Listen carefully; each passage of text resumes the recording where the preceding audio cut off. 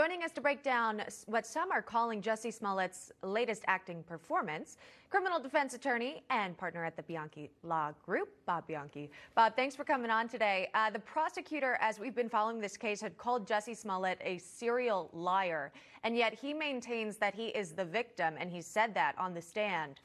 But what does it tell us that the jury is still deliberating at this point? How are you reading into that?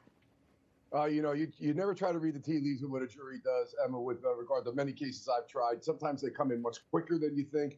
Sometimes they take time. They got to go over the evidence. They want to make sure, first they have to set up the procedures as to how they're going to operate. Then they go through the evidence. So this is nothing. 2.5 hours of deliberations doesn't say anything really at this point in time. I do believe they will come back today or tomorrow. I don't think it's going to be a lengthy deliberation.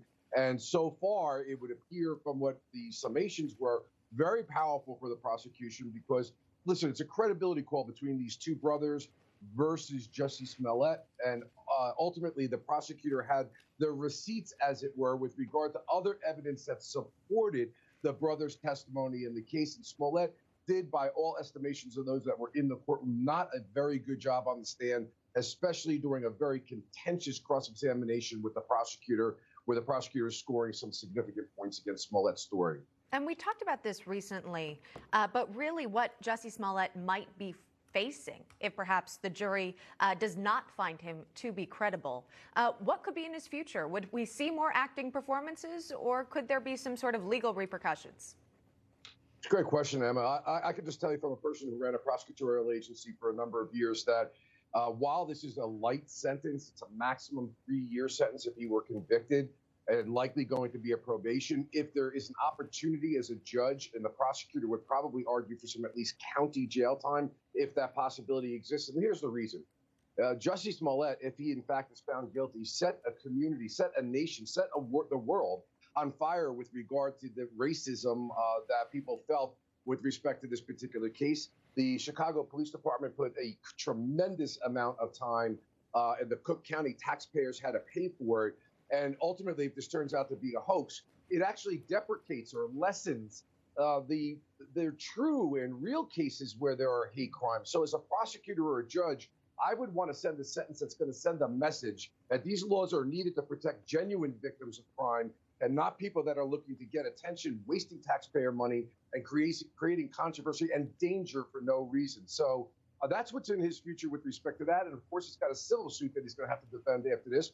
Because as I anticipated, Emma, when this case first started, I was so angry with what Prosecutor Kim Foxx did with this case, which was truly outrageous, that the Chicago Police Department in the town should sue Jussie Smollett for this fake investigation. And that is pending right now, waiting the disposition of this particular criminal case. Right. Resources being allocated to this case when there were instances of actual legitimate criminal activity that these officers could have been focusing on.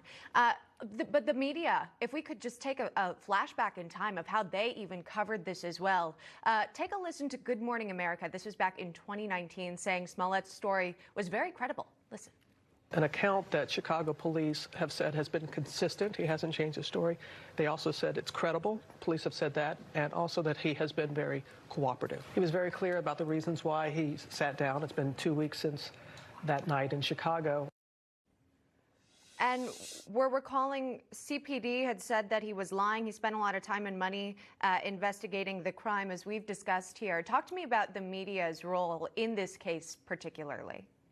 Well, I'm in the media now as a legal analyst, but I must tell you, when I was the prosecutor, having to give press conferences and doing investigations, the media is a very daunting thing for us because they want answers very quickly. They start creating narratives, whether it's on the left, whether it's on the right. It happens on both sides. And you know that the narrative is inaccurate, but you have to do things slow and steady in your investigation and not let the tail wag the dog and cater to the court of public opinion. And I am seeing prosecutors more and more who are unable to stop themselves from wanting their 15 minutes of fame and are getting way out ahead of the facts that turn out not to be accurate. That said, it's all about the narratives. And that is exactly what happened in the Kyle Rittenhouse case. I went into that case after listening to the narratives that were being portrayed about that case, and I watched every single second of that testimony. And to the point with respect to this case, media outlets form an opinion. They go with that narrative, and irrespective of the facts, like in Kyle Rittenhouse, they were still saying things that were palpably not true after you listened to the testimony. It was either clear that you didn't listen to the testimony or you just didn't care. Right, exactly. It's so important to get the facts correct. Bob Bianchi, thank you so much for joining us today with your legal analysis. We appreciate the time. Pleasure, of course.